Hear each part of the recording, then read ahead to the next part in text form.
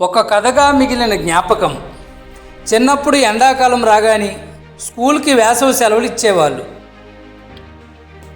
ఇప్పటిలా summer క్లాసులు, computer క్లాసులు అంటూ ఏమీ ఉండేవి కాదు. ఖాళీగా ఉన్న పిల్లల్ని పల్లెటూరులో ఉన్న అమ్మమ్మలు, నాయనమ్మలు ఓ వారం 10 రోజులు గడపడానికి తీసుకెళ్లేవాళ్ళు. అక్కడ ఉన్న ఇరుగు పొరుగు పిల్లలతో, మరికొంతమంది బంధువుల పిల్లలతో మంచి స్నేహం ఏర్పడేది. పంట చేలల్లో దొరికే ఈతకాయల కోసం ఎగబడేవాళ్ళం. బాబాయిలు, అన్నయ్యలు తాటి ముంజలు కొట్టి తెస్తే ఎంతో ఇష్టంగా తినేవాళ్ళం.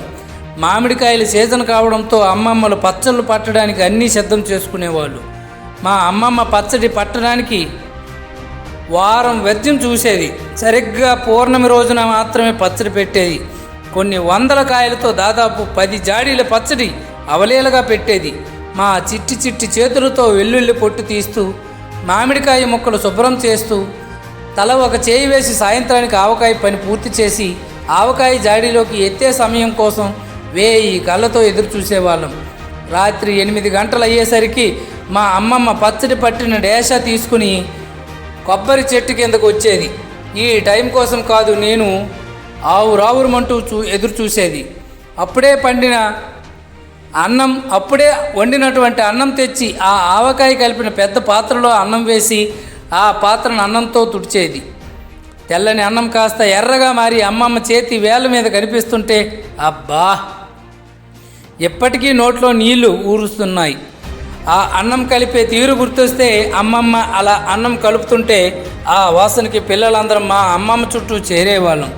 చందమామ వెన్నెల్లో మా పెరటిలో మల్లెపూల చెట్టు సువాసనలో అమ్మమ్మ కూర్చుని గోరుముద్దలు పెట్టేది. మా అమ్మమ్మ మనసులాగే ఆ గోరుముద్దలు కూడా చాలా పెద్దవిగా ఉండేవి. చేయి కింద చేయి పెట్టి మహాప్రసాదంలో తీసుకుని మన చిట్టి చిట్టి చేతులు సరిపోక పడిపోతుందేమో అని నోట్లో వేసుకుంటే అబ్బా, ఏం చెప్పమంటారు.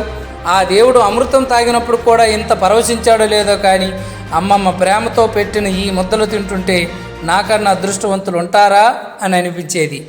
ఆ రుచి, ఆ ప్రేమ, ఆ ఆప్యాయత, ఆ ఆనందం అనుభవించినప్పుడు నాకు వివరించే వయసు లేదు. వివరంగా చెప్పుకొని ఆనందపడే టైంకి అమ్మమ్మ లేదు. ఈ రోజుల్లో ఆవకాయ కావాలంటే ఏ షాప్లోనో, ప్రియా పచ్చడి ప్యాకెట్లోనో దొరుకుతుంది. కానీ అమ్మమ్మ ఆప్యాయత, ఆ గోరుముద్ద, ఆ రోజులు ఇప్పటికీ లేవు. మనిషి ఉన్నప్పుడు వాళ్ళు విలువ తెలియదు. పెద్దవాళ్ళు ఏదైనా మంచికి చెబితే వీళ్ళకి చేదస్తం, పాతకాలం మనుషులని తిట్టుకునేవాళ్ళం. కానీ ఆ చేదస్తంలో ఎంతో అనుభవం ఉందని తెలుసుకునేసరికి ఏమీ మిగలదు.